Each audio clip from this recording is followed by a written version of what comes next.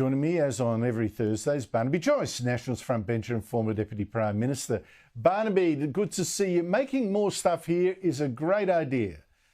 But should a government really be trying to pick winners? Or when I ask a Nationals person, is that the wrong person to ask? I don't know. Well, look, I tell you what, I am a bit perplexed about why they have to subsidise what looks like possibly Mark Cannon-Brookes and Malcolm Turnbull to make solar panels at Liddell, so that the swindle factories can even rip us off even more.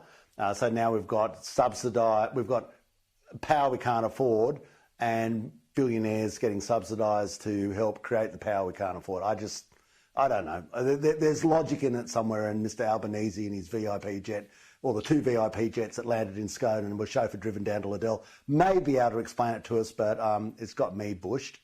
No, it's a good point.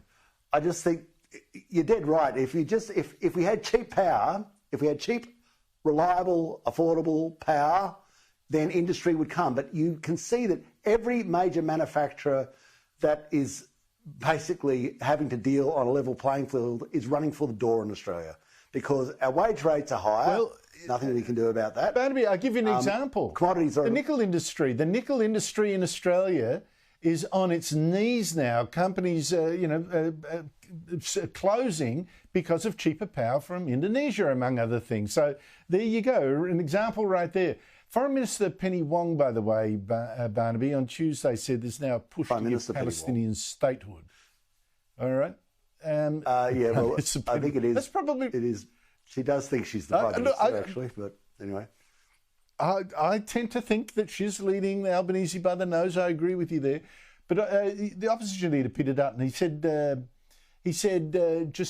for her to promote this idea, right, of Palestinian statehood just 6 months after the Hamas terrorist attack on Israel, when Hamas still has 130 Jewish hostages, is rewarding terrorism, and says the government is just trying to play politics right here. Here he is. We've got a Prime Minister who's trying to tell the Jewish community one thing and the Muslim community something different. The problem for the Prime Minister is that people can see that he's weak and he's walking both sides of the street, and he's now got a Foreign Minister who has damaged our international reputation. And he's got a Foreign Minister who's either freelancing or he supports what she says. But this is the most significant misstep by a Foreign Minister in our country's recent history. What's your view, Barnaby? She's hardly a safe set of hands, is she? I mean, before we've been always told that, Penny Wong is the pick of the Labor Party and completely reliable. Well, she's just fallen off that mantle. Hamas is a terrorist organisation.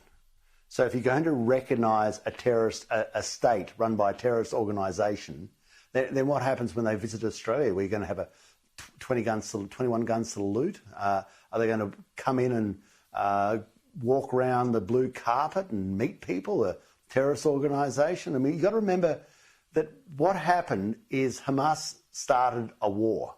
They basically invaded Israel. They raped people. They killed people. They have got hostages, and they've never retracted. They've never relented. They've never handed them back. They've still got the hostages, and nobody wants a war. Nobody wants a war. Wars are horrendous, ugly, horrid things. But it's incumbent upon Hamas to hand back the hostages and start the process, which will start the process of bringing this war to a close, which I think everybody wants, except the people who keep holding the hostages, and that is Hamas.